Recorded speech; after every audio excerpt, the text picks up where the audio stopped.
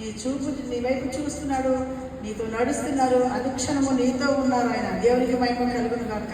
ఇక్కడ మలాకి రాసిన జాగ్రత్త, మీరు మాట్లాడేటప్పుడు యెహోవా చెవికి ఆలకిస్తున్నాడు. అంత మాత్రమే కాదు, మరియు యెహోవా యందు భయభక్తులు కలిగి ఆయన నామమును స్మరించుచు ఉండు వారికి స్మరించుచు.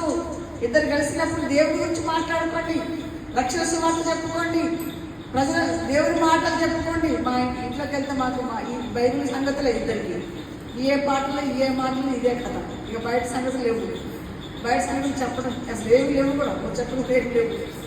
ఎవరి పనులు వాళ్ళలో బిజీ అయిపోయారు, ఒక ముచ్చట్లు మాట్లాడుకునే టైం కూడా లేదు. ఇప్పుడు ఇంట్లోకి వెళ్ళామంటే ఏ వాక్యం చెప్పుకున్నావు, ఎలా చెప్పుకున్నావు, తప్పు చెప్పావా, ఒప్పు చెప్పావా, నువ్వు ఇలా చెప్పావు, నేను ఇలా చెప్పా, ఇలాగ మేము మాట్లాడుకుంటాం. దేవుడి స్తోత్రం చెప్పండి.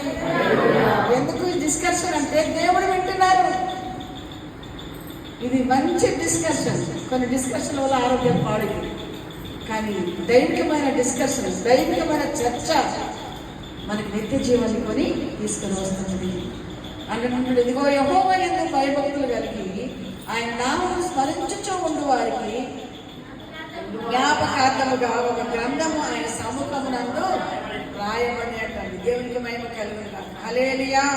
కాబట్టి ప్రియ దేవుని బిడ్డలారా, మనమందరం కూడా దేవుని దగ్గర ఒక జ్ఞాపకార్థ గ్రంథం ఉంది, మన పేర్లను అక్కడ రాస్తున్నాం.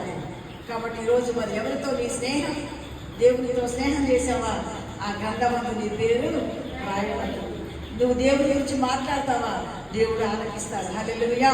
దేవుడు అందుకే బైబిల్ ఆయన అంటున్నాడు, కీర్తనకారుడు, అయ్యా ఈ లోకంతో నేను సహవాసం చేయట్లేదయ్యా, నేను ధనవంతులతో సహవాసం చేయట్లేదయ్యా, నేను జ్ఞానం దగ్గరతో చేయట్లేదయ్యా, ఎవరో గొప్పోళ్ళని వాళ్ళ దగ్గర కూర్చొని కబుర్లు చెప్పట్లేదయ్యా.